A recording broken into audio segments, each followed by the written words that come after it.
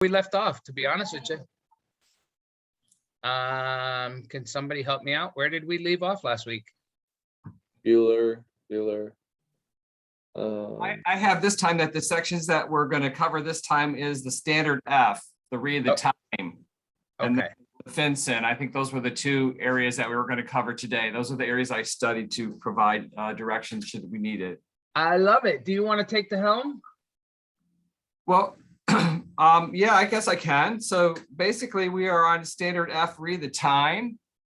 You want me to pull up the contract for you, Scott, so everybody can see Sure, what we're talking about? Yeah, go ahead, please. All right, so this is actually the revised contract. I'm actually in Form Simplicity, if you guys can see that. So I can actually type away here. So it is effective.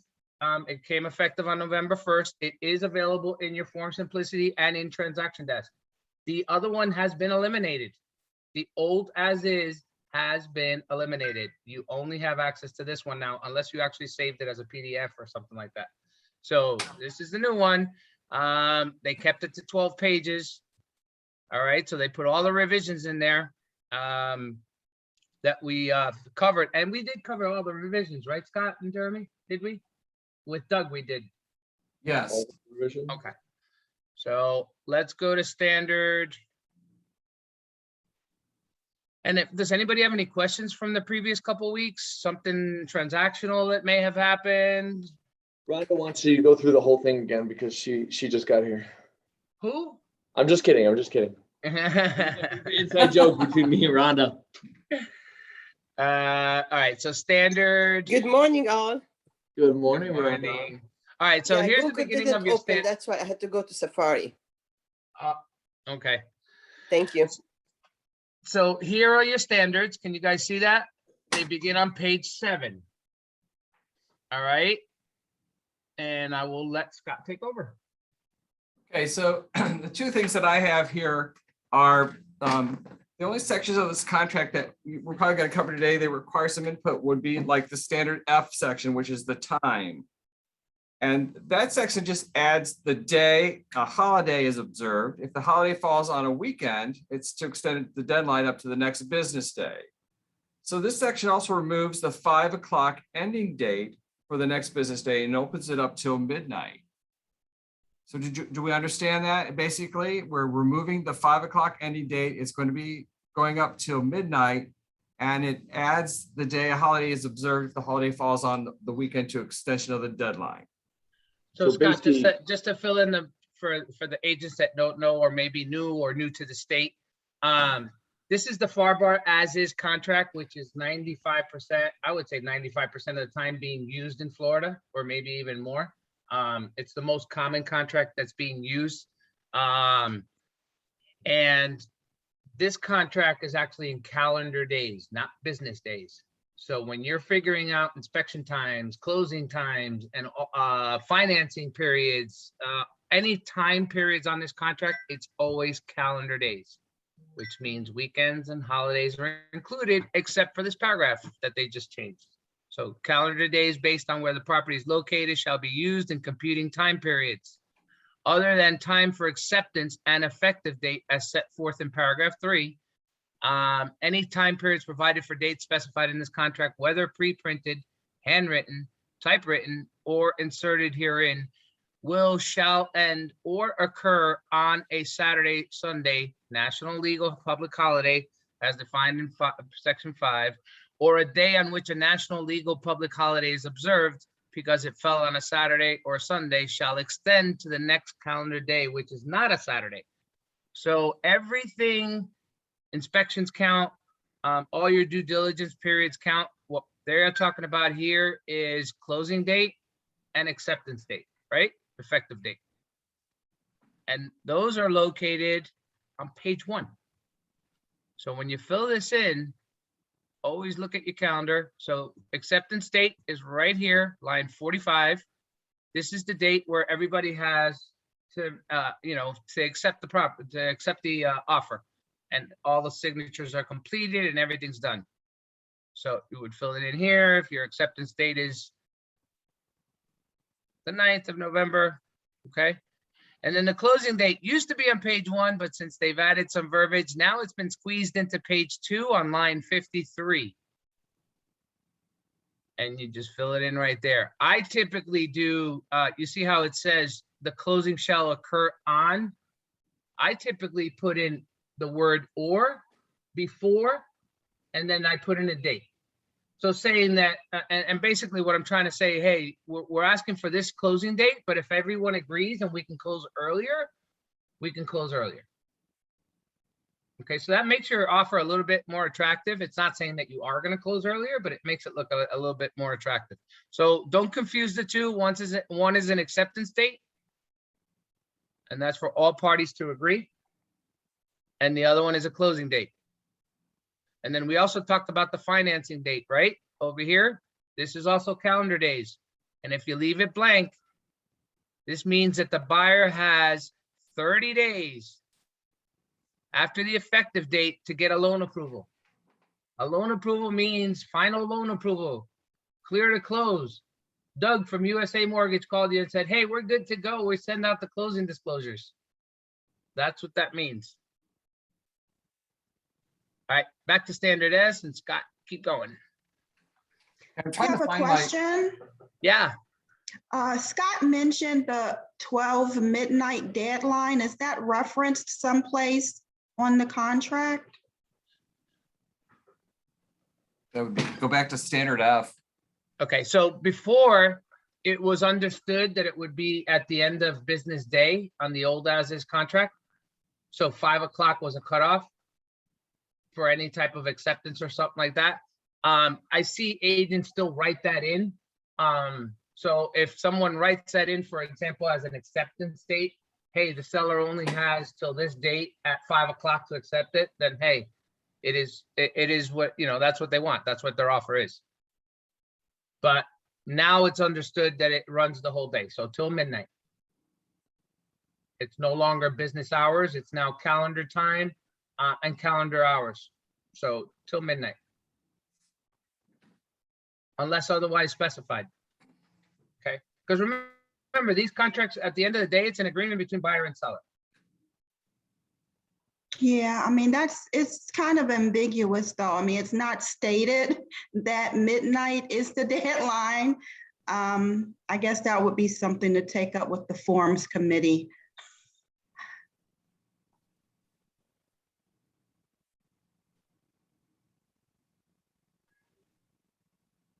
So any other questions on that?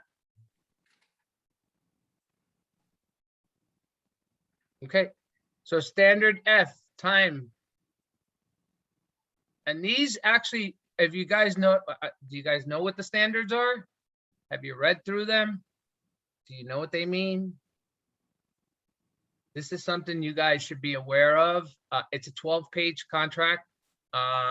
I don't need you to memorize it, but it would be good to be familiarized with everything that's in here. You are professionals.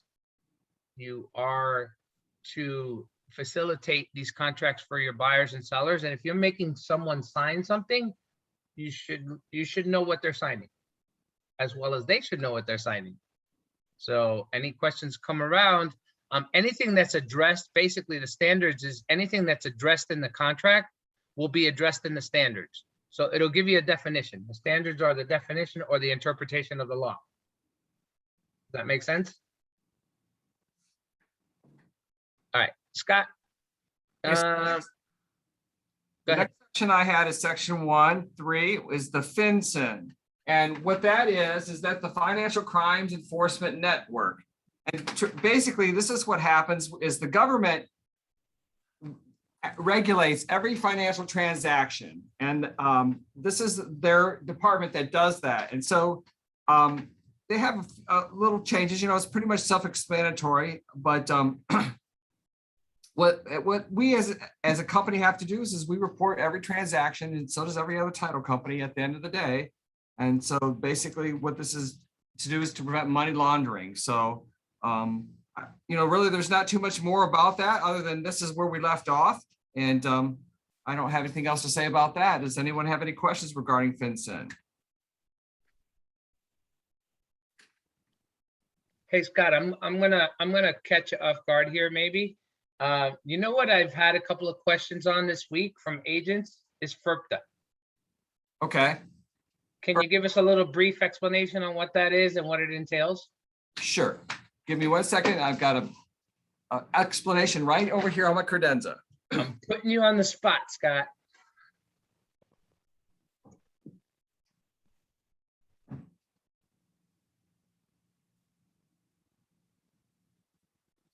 Okay, FERPTA. FERPTA is the Foreign Investment in Real Estate Tax Act.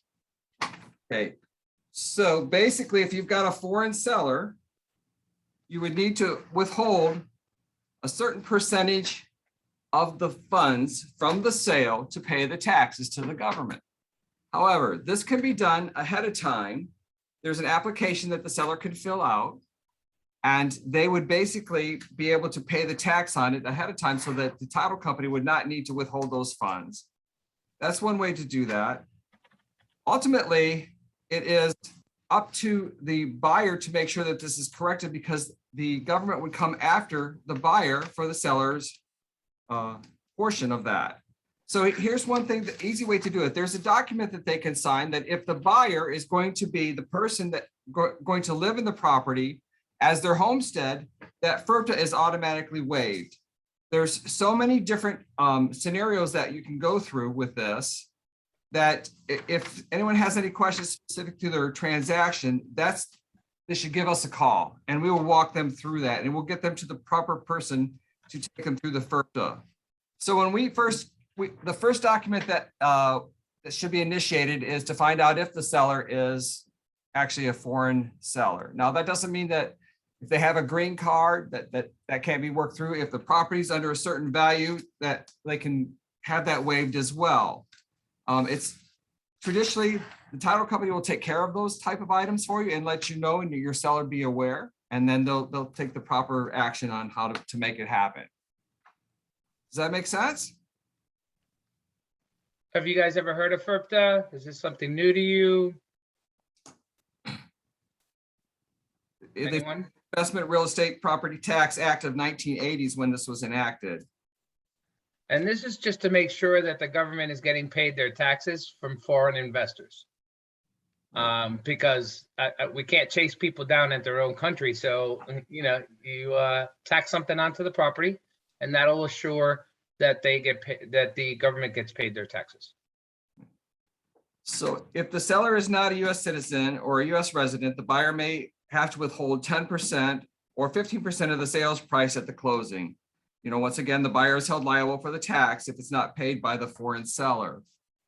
If the seller is not a citizen or a resident, then the next questions are, is the sales price under $300,000?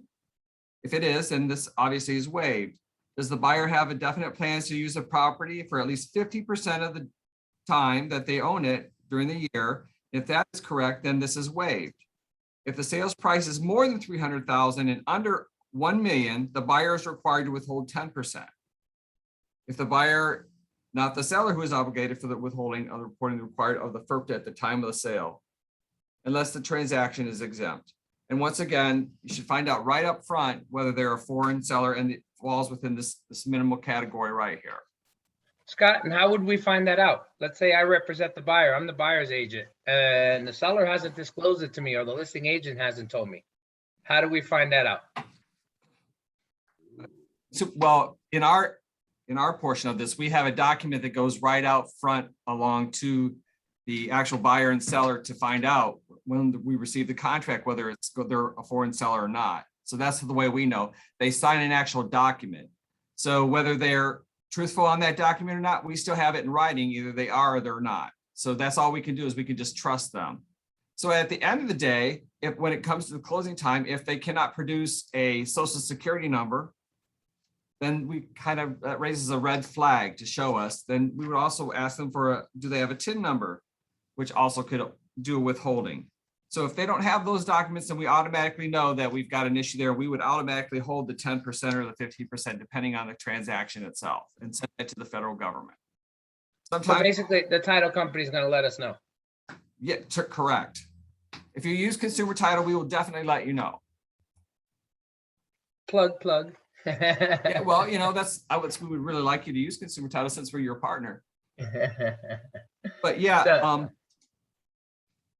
there's one way too, is once the taxes have been paid to the government and they find out that there may be an overage, so that would go back to the actual seller as well. If they don't keep the whole amount, whether they have to do the actual do the calculations to find out whether the whole tax is to be applied or not. And if it's not to be applied, then the money gets returned. That takes about 90 days. Any questions on FERPTA? Are we good? Larry, any comments? Jeremy, anything you guys want to add? No, I'm actually good. We understand that. All good here. All right, let's go back to the contract. And we'll go right under Florida. And I'm in Form Simplicity for those of you that have not wandered in there yet. This is what Form Simplicity looks like. So for those of you that use it or are using it. Okay, so back to the contract. And we are on the standards, right? Which was page 7. There we go. All right, go ahead, Scott. Are we doing anything else with the standards today? No, not that I'm aware of. Those were the two things that I figured that would have time for today. Okay.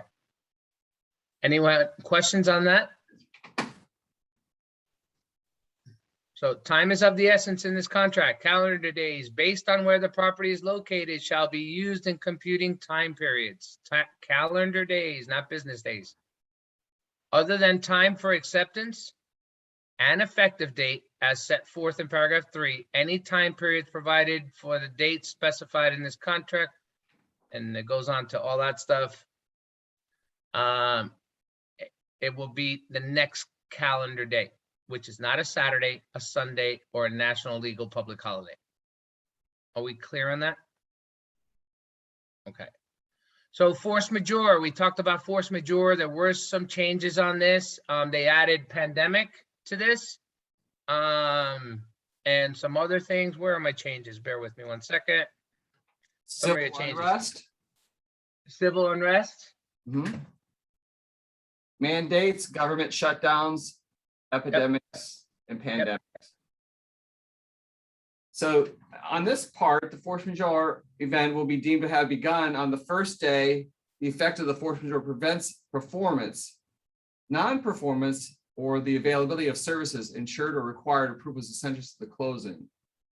All time periods affected by force majeure event, including closing date, will be extended a reasonable time up to 7 days after the force majeure event no longer prevents performance under the contract.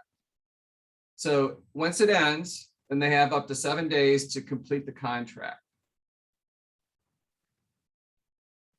I'm trying to find the paragraph here. I'm sorry. This is Michelle. I have a quick question on that. Do you still do an amendment? I'm sorry, Michelle, can you say that again? I said, so if something comes up like that, do you still do an amendment due to the pandemic? We're extending the closing this amount of time? I would, absolutely. Thank Put you. something in writing and have the parties acknowledge that it's been disclosed. So always disclose. And keep it in writing. That way, hey, I was never told, could never happen. Right. Where is it? Property maintenance, time is of the essence. Force majeure, here we go. So here are the changes to force majeure. Buyer or seller shall not be required to exercise or perform any right or obligation under this contract or be liable to each other for damages so long as performance or non-performance of the right or obligation of the availability of service. So if you guys don't know, here in Florida, if there's a hurricane and the water is close by, guess what? You're not going to be able to get insurance on the property. Title company's not going to close either, because you don't have insurance. So there's certain things that go on when you have forces of nature, or for example, when we went through COVID, we had to come out with addendums for COVID and stuff like that, because obviously, you know, It's something that cannot be controlled. It is something that is forced on a person, and that's why it's force majeure. So this is the verbiage that's been added to it. Civil unrest, government shutdowns, epidemics or pandemics. This verbiage was never in there before. Force majeure event will be deemed to have begun on the first day of the effect of the force majeure prevents performance. So if you remember, a lot of us were shut down for a while, or a lot of businesses were shut down for a while. That is force majeure. Any questions on this paragraph? So here's an explanation. Force majeure previously provided that a party was entitled to additional time to perform contractual obligations. It now also provides additional time for a party to perform contractual rights. An example of an obligation is the buyer making a deposit in a timely manner. Okay, escrow deposit or a second deposit, or final or closing funds. Buyer is obligated to do this. An example of a contractual right is the buyer performing a walkthrough inspection. The buyer has the right to do this, but it is not an obligation. Are we clear on that? In addition to broadening the scope of the standard, the definition of force majeure was expanded. Now, in addition to what was previously covered by the clause, the revised definition of force majeure includes pandemics, epidemics, government shutdowns, government actions and mandates, and civil unrest. Lastly, new language clarifies that force majeure is an event which begins when performance of either a right or an obligation is prevented by force majeure, such as when and here's the example that I mentioned before, such as when a hurricane interferes with the performance of a contractual obligation prior to its making landfall or at near the property. Any questions on force majeure? Yeah, I think that I have a comment. If the force majeure event continues to prevent performance under the contract more than 30 days beyond the closing date, then either party may terminate this contract by delivering written notice to the other, and the deposit shall be refunded to buyer, thereby releasing the buyer and seller from all further obligations under the contract.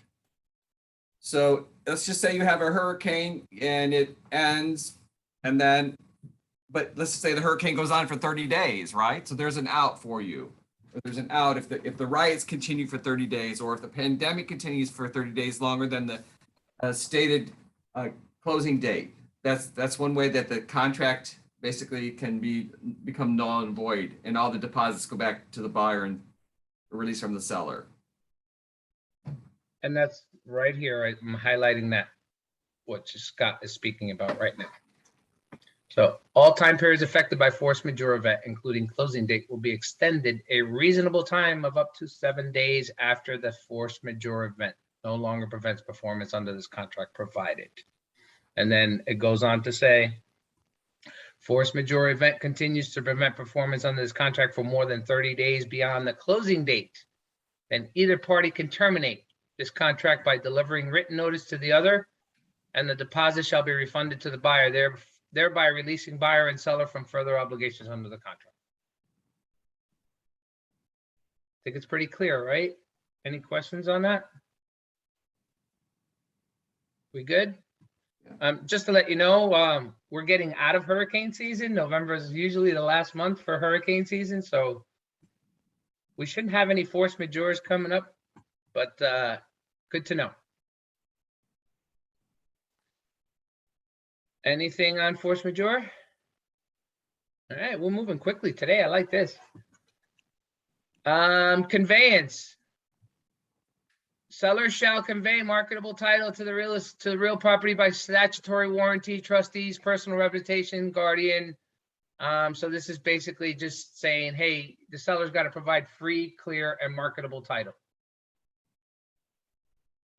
which is why you get title insurance as well as a buyer, right, Scott? That's correct. So what these actually kind of mean is there's different warranties. Like traditionally in a conveyance, you do a warranty deed, and that conveys the actual property itself with clear marketable title. If you perhaps use a quitclaim deed, it's only going to convey whatever interest you may have in that property. So that's not traditionally a good thing unless you're putting it into one spouse to another spouse, or from a mother to a child, or something like that. That's when that type of situation would occur. And of course, if it's a corporation conveying into a corporation, then we use a separate type of a deed for that. So it's really all on the type of transaction, but traditionally we will use a warranty deed to convey clear marketable title. Any questions on conveyance? Closing location, documents and procedure, location. So closing will be conducted by the attorney or other closing agent, quotation, closing agent, designated by the party paying for the owner's policy of title insurance, and will take place in the county where the real property is located, at the office of the closing agent or other such location agreed to the parties. So if there is no title insurance, seller will designate the closing agent. Closing may be conducted by mail, overnight courier, or electronic means. The good thing is consumer title can do a closing anywhere in Florida. And now even electronic, is that right, Scott? Are we doing Correct. electronic closings? Correct. So we actually do all 67 jurisdictions, but here's the beauty of this. If your seller's foreign and they're in Paris, we have a remote online notarization, so they do not have to go to the consulate anymore. They'll just sit in front of their computer and you can close anywhere in the world with consumer title. Or if you want to close in an office, we'll close in one of the HomeSmart offices in Florida. Or traditionally what we've been doing because of COVID, we've revised our policies. We traditionally have a buyer closing and a seller closing where we send a notary to separate parties so they never have to get together and combine that. Also with the electronics today, we traditionally, if you're a cash buyer, all you have to do is sign electronically. You don't even need to show up, just as long as the monies are there. As well as a seller, they would just need to have to execute the warranty deed. And that is a statutory requirement for recording. The clerk of the circuit courts still require a hard signature or a wet signature to record the deed. Most lenders, once again, want the original note signed and the original mortgage signed because the mortgage goes to public record to create a lien against the property. But once again, we've basically been closing all around the world due to this pandemic that we just went through with the new modern technologies. It's been wonderful. Actually, we closed on a property here at the house the other day. Scott sent over a notary and we signed everything here at the house, and the notary took the paperwork to title. Very smooth. Very smooth. So my sister, just for you guys to know, my sister bought something here in Tampa. She moved from Miami, and Scott did the closing, or consumer title did the closing for us. Everything went very smooth, and they actually sent the notary here to the house. So all this is available to your clients, okay, to your buyers and sellers. And the thing about foreign investors on a contract, this is great because back in the day when this electronics was not available, the buyer or seller, if they were in a foreign country at the time of closing, they would have to actually they would have to try to find a U.S. notary to be able to notarize the documents. And typically in a foreign country, you're not going to find a U.S. notary if it's not at the consulate, the U.S. consulate. So great thing. Closing locations, closing documents. Sellers shall, prior to closing, execute and deliver as applicable, a deed, a bill of sale, certificate of title, and other documents necessary to transfer title. So closing docs. FinCEN, we went over. Procedure. And Scott's already mentioned this several times today. The deed shall be recorded upon the collection of all funds. And nowadays they're recording electronically as well, right, Scott? That's correct.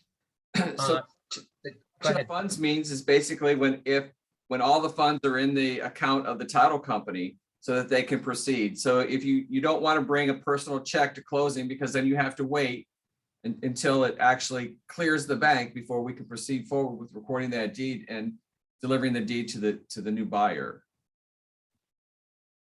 Hey, so wait a second. I'm hearing here that you've closed from a car before. Did you do an auto closing? Is that what you call an auto closing? Thanks for sharing that, I have Paul. closed on the hood of a car, but I don't think that's what that means. Well, you know what? During COVID, we actually closed on the hood of a car in front of a FedEx so that we can fax everything in Exactly. or scan an email. So yeah, we're moving. Times are good. Escrow closing procedures. If title commitment issued pursuant to paragraph 9 does not provide for title insurance against adverse matters, as amended, the following escrow and closing procedures shall apply. All closing procedures shall be held by escrow and the closing agent for a period of no more than 10 days after closing. If the seller's title is rendered unmarketable through no fault of the buyer shall within a 10-day period notify the seller in writing of the defect, and the seller shall have 30 days from the date of receipt of such notification to cure the defect. If the seller fails to timely cure the defect, the deposit and all closing funds paid by the buyer shall, within 5 days after written demand by the buyer, be refunded to the buyer, and simultaneously with such repayment, buyer shall return the personal property, vacate the property, and convey the property to the seller by special warranty deal or bill of sale. I have never experienced this. Scott, have you? On several occasions, a couple times. The biggest thing is it really never got to this point, but the property was landlocked and the buyer had no access. And so that's one situation where a title claim was filed and the underwriters came through and paid to have the actual right of way. Can you explain what landlocked is? Yeah, landlocked means is that here's a parcel of land. In the front of the property is one house, and in the back of the property is a second home. That's the home that they sold. Landlocked means that there was no way to get to the second home except to go through the first property to get to the second home from the actual street, the right of way. And traditionally, that is when there's a family members. They have, mom lives in the front and the kids live in the back, and they never did a proper easement to get there through a driveway. It was just mom said, okay, just drive over my land to get there. So you're actually encroaching on someone's property. Exactly. The other time that something like this has happened is just before the closing, the house burnt down. So that was a real mess, but this is kind of where this would fall in as well. Did they ever grant an easement? Don't they have to? They did grant the easement because when the underwriter comes in and they pay for that easement. So whatever the cost was to have that easement done, the underwriter for the title insurance company paid the funds to have that taken care of. Great question. Anybody else? Are we okay? Prorations and credits.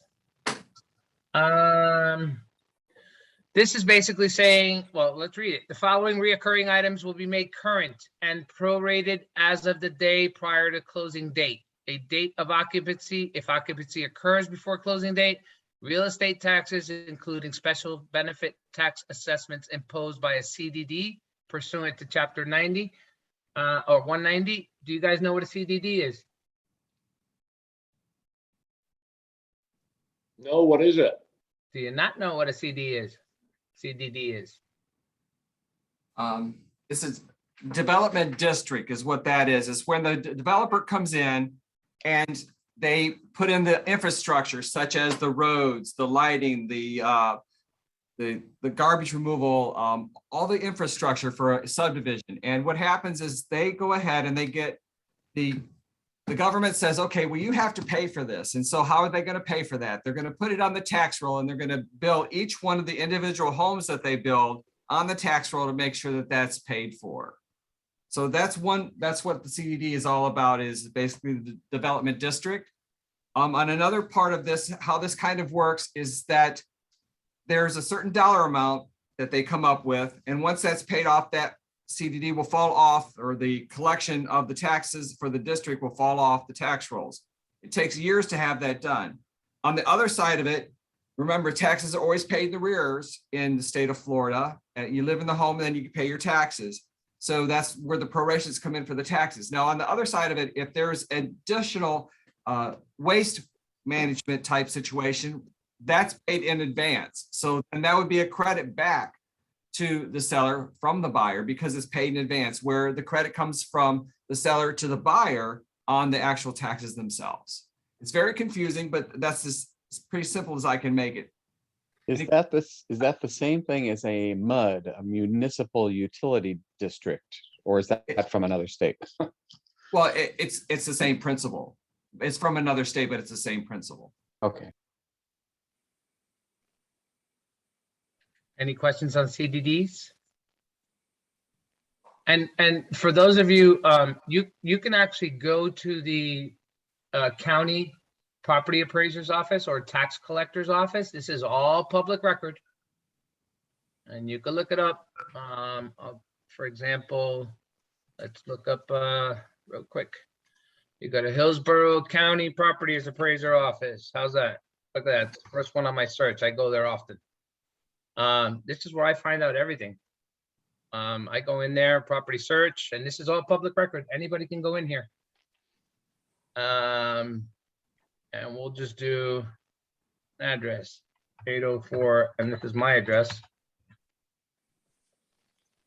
And everything's in here. You have your tax records, your trim, your RSPC. You can collect the tax collectors right here. You can see what the tax amounts are. You can see if there's a CDD in there. It'll give you a breakdown on what the payments are, the annual bill. This is all public record. The only time you might not see a person's name on it or something like that is if they are a special agent with the government or a police officer. They can block their names from this. Is that correct, Scott? That's correct. And that happens often, especially nowadays. Yeah, Yep. as a retired police officer, I can tell you a lot of people do it, but it's a bigger headache. It's really kind of not worth it. For all my Illinois peeps, the CDDs in Illinois is called a SSA.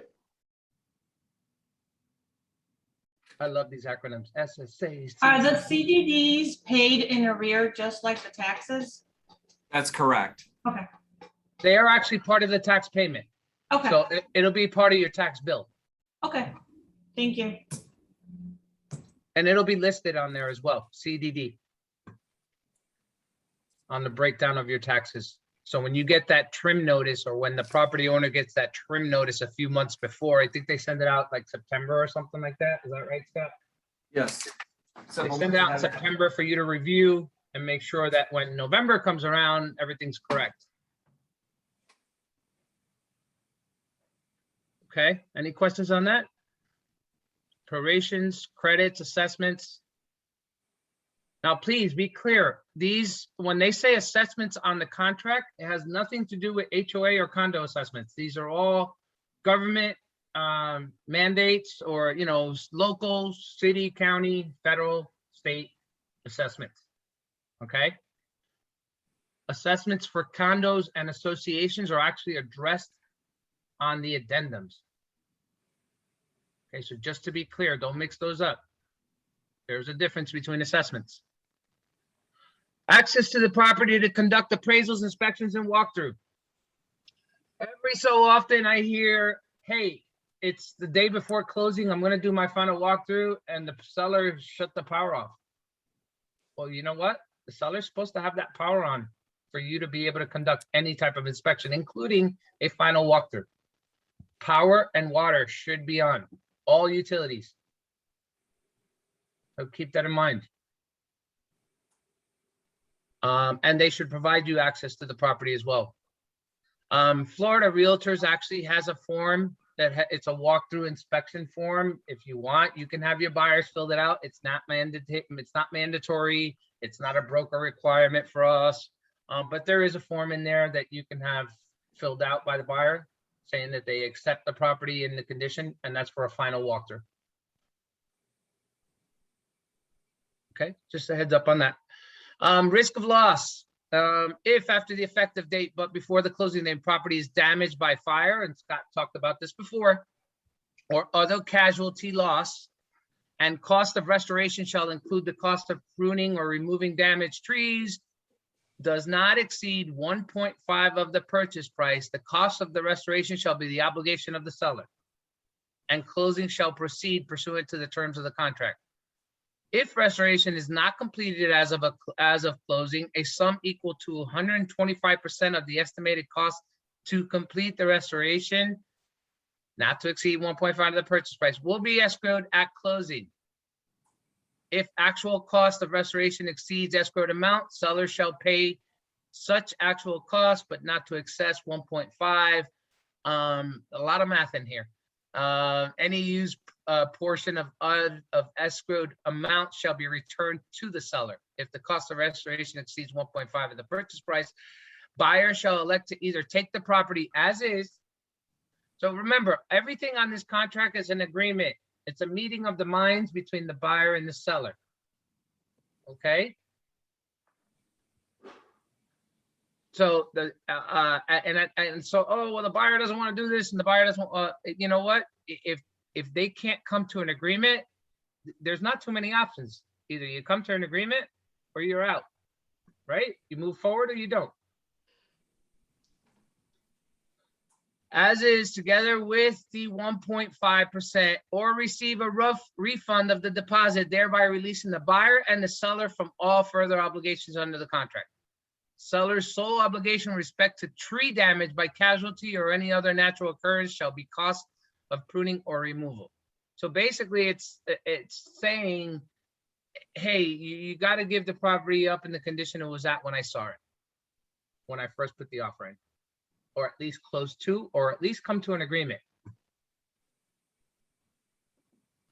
1031 exchange. Scott, you want to touch this one?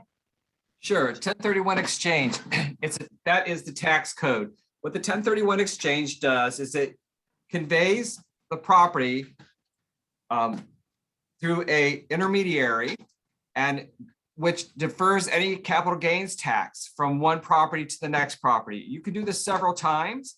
There's the rules about it. Once you decide you're going to do a 1031 exchange, you have to pick another property within 120 days. Doesn't mean you have to close in that time period. It means you have to pick a home that you're going to be purchasing within that 120 days to stay within the tax deferred. So basically the tax is deferred until you go to sell that property, which then at some point you can defer it again through another 1031 exchange.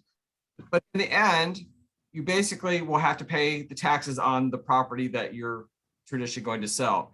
A lot of times this happens for investors. They want to go ahead and they want to use a 1031 exchange company so they can defer any capital gains taxes from one property to the next property, or a family member, parent to a child, they want to defer the taxes, that type of thing. A 1031 exchange, it takes us, it's a little expensive if you're not going to use it for investment properties, but it does have its advantages by not having to pay a large capital gains for your transaction itself. Got a question. Can you do a 1031 on a primary residence? Sure can. Primary to a primary. Do it to multiple residents. Absolutely. Yeah, I mean, there's a lot of little quirks to the rule. In other words, if you're selling your home for $1 million and you want to buy a home for $350,000, you use that part of it to buy the new homestead that you're utilizing, and then of course, then you want to buy something else for the other money, so you can buy an investment property, and you'll use the rest of the money for that investment property, and that once again will defer the taxes on that property. But once you go to sell, if you don't do another 1031 exchange, you're going to be paying the taxes altogether. So at what point do you decide, is this going to be better for you to have a capital gains on something smaller or something larger? If that makes any sense.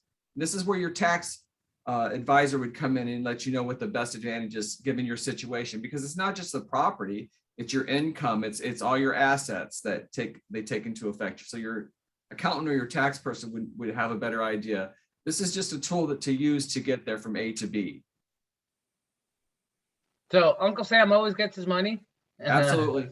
It's either now, in the middle, or at the end, but they're going to get their money. So all this is a tax deferment, 1031 exchange.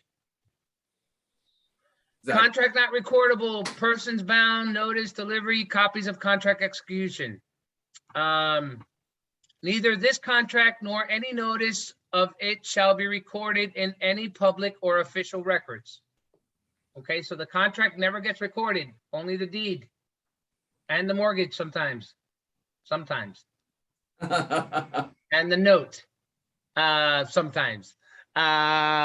This contract shall be binding on and to the benefit of the parties and their respective heirs and successors in interest. Whenever the context permits, singular shall include plural and one gender shall include all.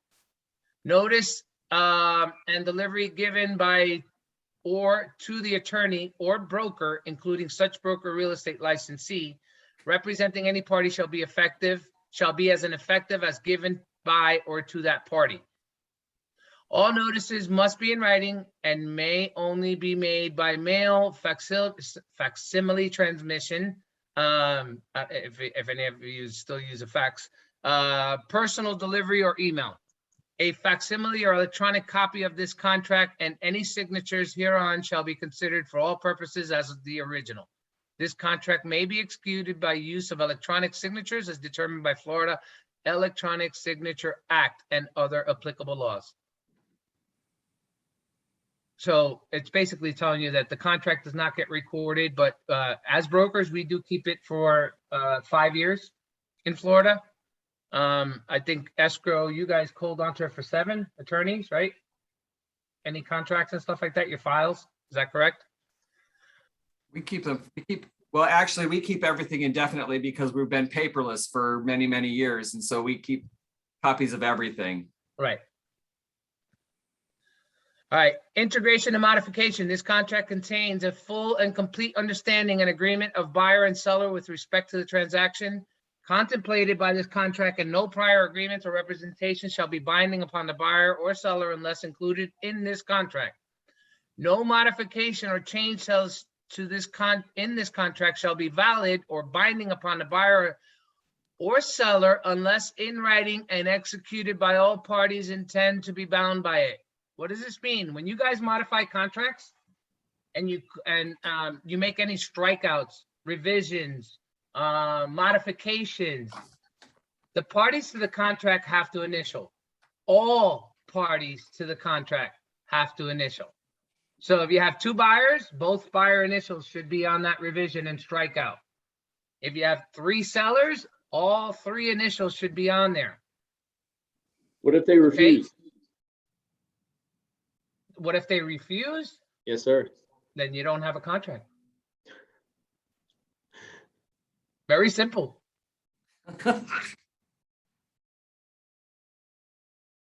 Hey, Freddie, this is Trish, newbie to Florida real estate. So silly question. So when you guys, it's interesting to me that you strike out items on a contract. We were never allowed to do that in Arizona. We had to do an addendum or amendment to any change to the contract. So here you're allowed to strike out. I heard all buyers and sellers have to initial. Do you have to date where you initial on each of those strikeouts or modifications? It doesn't call for a date. It just calls for acknowledgement. Okay. But if you want to throw the date in there, absolutely, by all means. Could you do an amendment or an addendum instead of striking out and having everybody initial? You can do either or. Okay, got it. You can even do both. If you want to do the strikeout and an amendment, you can do that as well. Thanks. As long as you disclose, and there's an acknowledgement and there's a meeting of the minds, all the parties to the contract agree.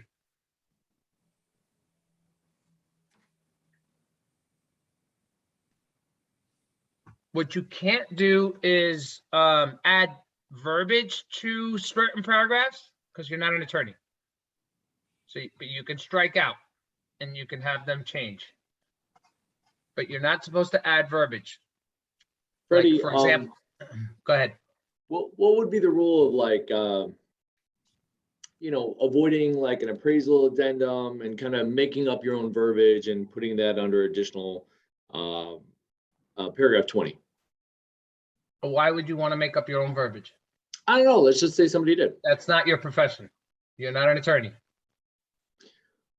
Well, what if we didn't use the AA addendum and just kind of wrote in like licensee, the buyer's licensee real estate agent in the state of Florida?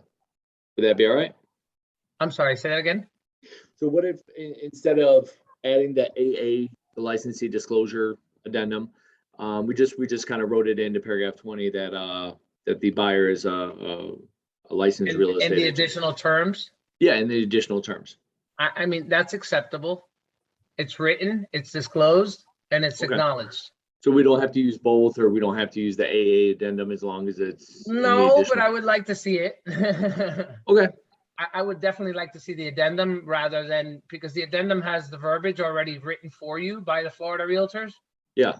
and approved by the state instead of you making up a verbiage.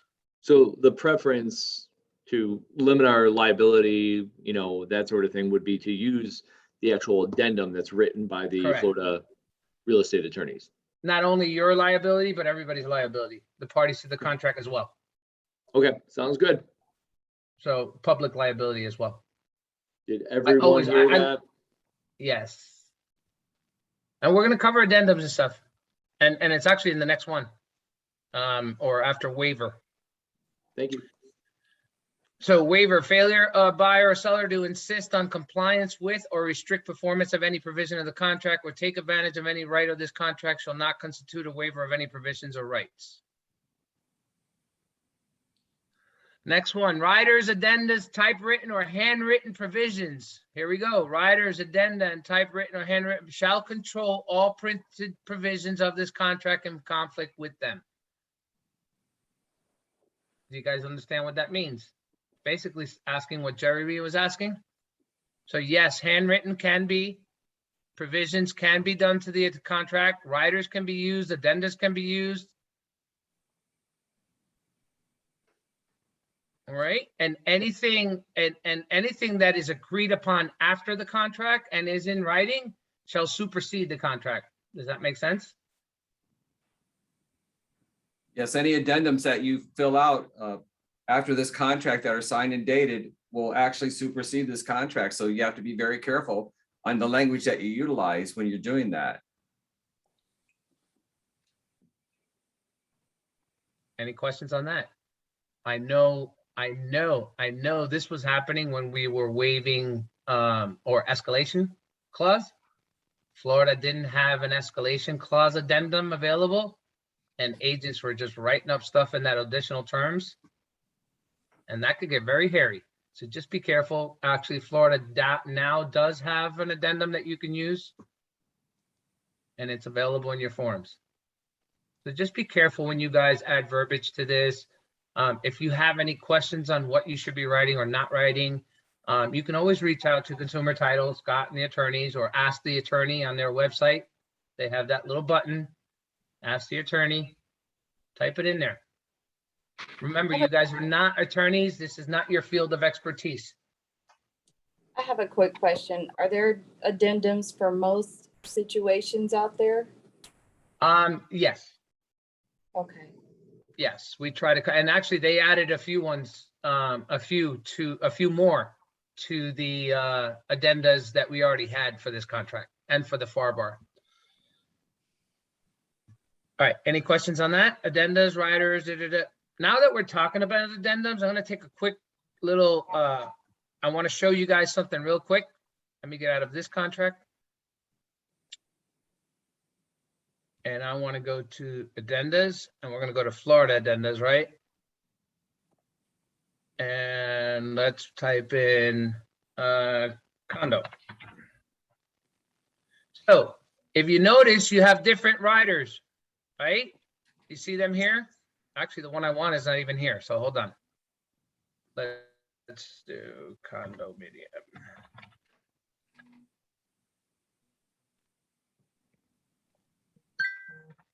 Did I spell that right? No. There we go.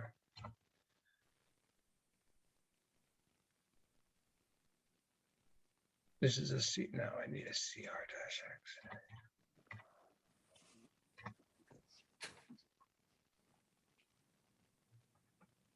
Bear with me, folks. What I want to point out is that each contract has its own addendas. And if you're using an addenda that doesn't belong to that contract, they don't line up. The paragraphs don't line up. The verbiage doesn't line up. They may state the same things, But on the addendums, they actually refer to a certain paragraph of the contract. And if you're using an addenda that doesn't match, it's not going to match the contract. So what I wanted to point out was, where's my Florida contracts here?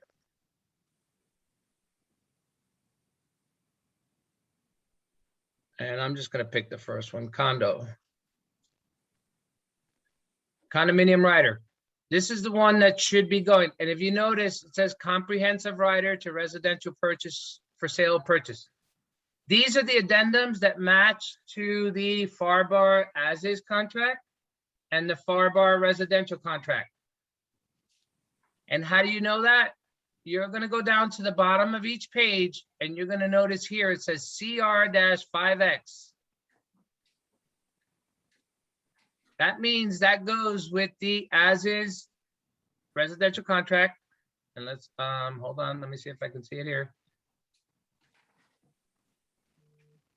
Nope. I'm gonna pull up let me see what was added. Summary. Let me pull up contract for a second. As is, this is the old one. So if you go down to the bottom here, if you notice it says Florida Realtors Florida Bar as is -5X. So since your contract is a 5X contract, your addendums should all be 5X.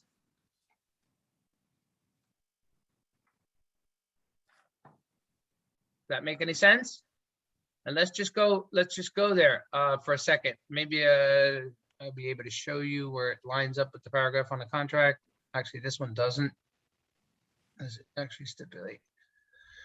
No, this one doesn't. But just be aware of that. The other contracts that we have is there's one that's a CRSP, like we call it a crisp. And those addendums should be crisp also. So what they call it or the name of it, instead of CR-5X here, you're going to see CRSP, crisp. And I'll open one up. Let me go to my form simplicity again. Where's my form simplicity? Blank forms.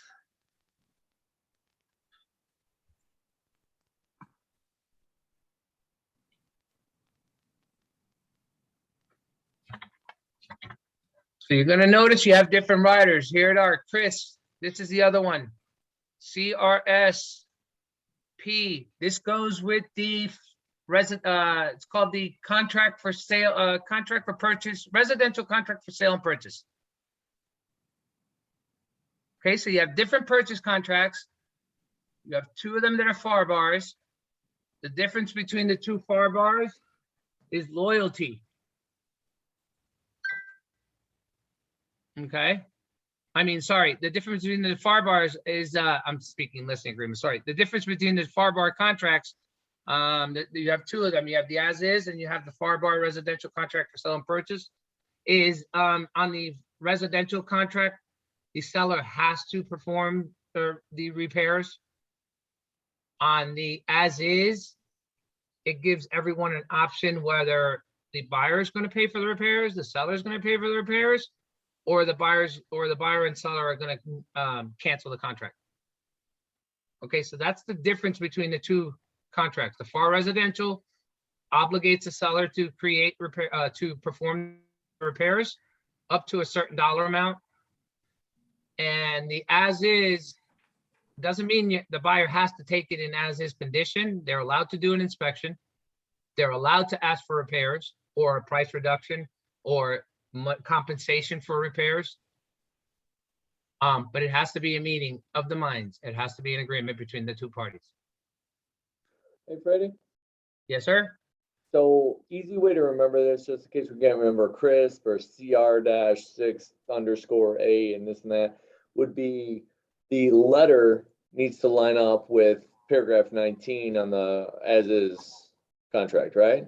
That's another great way to look at it too. That's another way of distinguishing which ones they are. Hold on one second. Let me pull up the contract so I can show you where that is. Okay, so on the FAR bar, on page 11, that's where your addendums clauses are, right? Right here, 19. We haven't gotten there yet. We'll get there soon. If you notice, the rider starts with a letter, right? A for condo, B for homeowner, C for seller financing, D for mortgage. You see that? Now, this is another great way, and Jeremy, thanks for pointing it out. If you go to the condo rider, it says A, condo rider. A, condo rider. Now you know it matches this contract. The other ones are actually going to be lettered differently because it stipulates another paragraph in the contract. Remember, we spoke about that contract. And if I open this one up, let's open up the crisp one. Crispy. You see it says F right here, F, condominium association, F, which refers to paragraph 9 of the contract. If you go to the as is contract, it's not going to line up with paragraph 9. Where's my contract? Bear with me. Paragraph 9. Let's find it.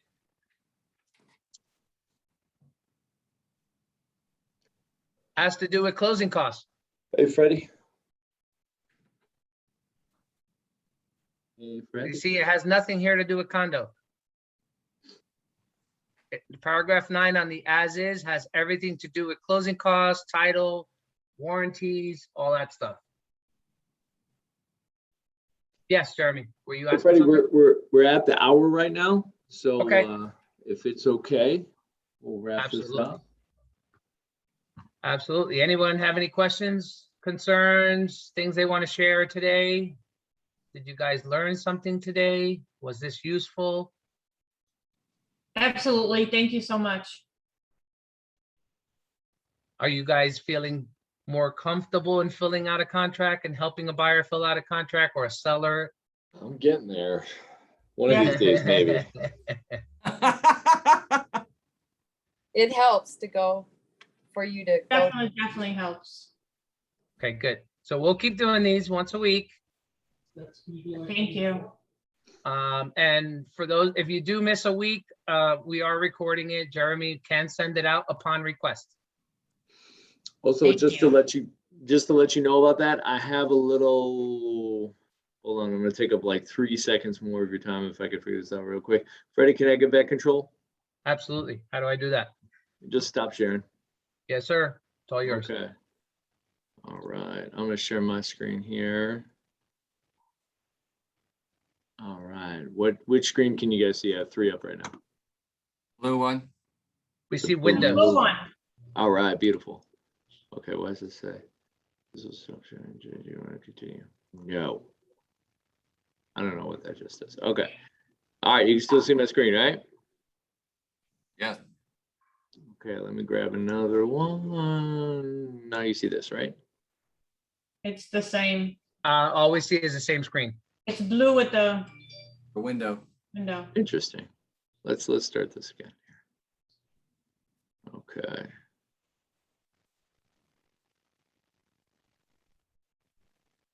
Oh, okay, I can pick which screen. 1, 2, 3. There we go. Share. All right, which screen now?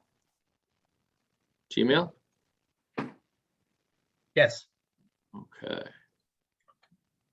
Sure. Okay, so if you go to your Google Docs, just kidding. Or not. Well, Google how do you find your Google Docs, Jeremy? You click on the 9 dots on the top right hand thingy ding. Did you all see me do it just now? Everybody unmute. Go back for a second. Okay, so the little dots right here. The little dots right up here. Okay, if you click on that. Okay, you click on that. You go to Drive or Docs. Okay, and then you should have, hey, look at that guy. This is not the normal way I go into it. Normally go into Drive. So please forgive me, this is throwing me off here.